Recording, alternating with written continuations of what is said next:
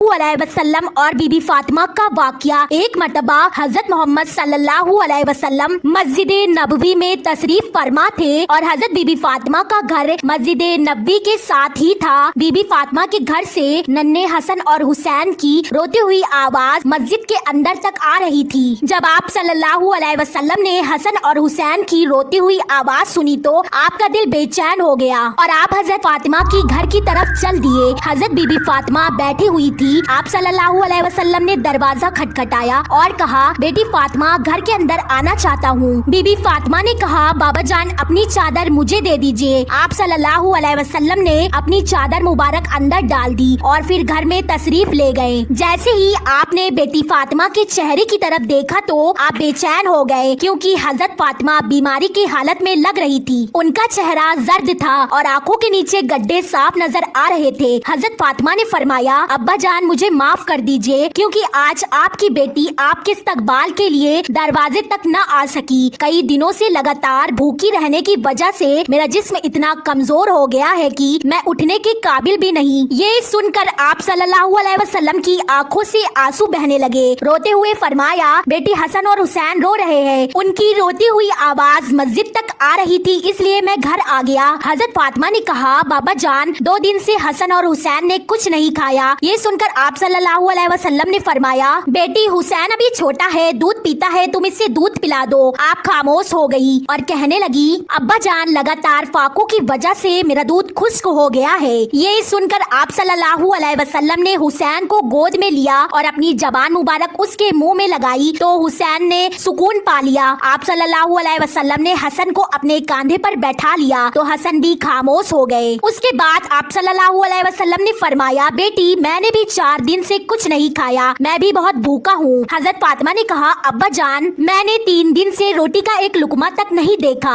इसलिए मैंने पेट पर 3 बड़े पत्थर बांध रखे हैं। सुभान अल्लाह। और आप सल्लल्लाहु अलैहि वसल्लम ने भी अपने पेट पर 2 बड़े पत्थर बांध रखे थे। ये सिर्फ कहानी नहीं, असल वाकया है। नबी सल्लल्लाहु अलैहि वसल्लम और उनके घराने वालों ने अपने पेट पर पत्थर बांधा। इसकी वजह ये थी, उनकी उम्मत गरीबी की वजह से अपनी इज्जत का सौदा न करे और अपने ईमान का सौदा न करे। हमारे नबी सल्लल्लाहु अलैहि वसल्लम चाहते तो हर चीज हासिल कर लेते, मगर उन्होंने अपनी उम्मत को दिखाया कि हकीकी ताकत दुनिया की दौलत में नहीं बल्कि अल्लाह पर भरोसा और सब्र में है। दुनिया फानी है, ये आराम की जगह नहीं, असल जिंदगी आखिरत है। अल्लाह हम सब की आखिरत अच्छी करे। अगर वाकया पसंद आया हो तो एक लाइक करे और कमेंट में एक मर्तबा आमीन जरूर लिखे और हमारे चैनल को सब्सक्राइब कर ले।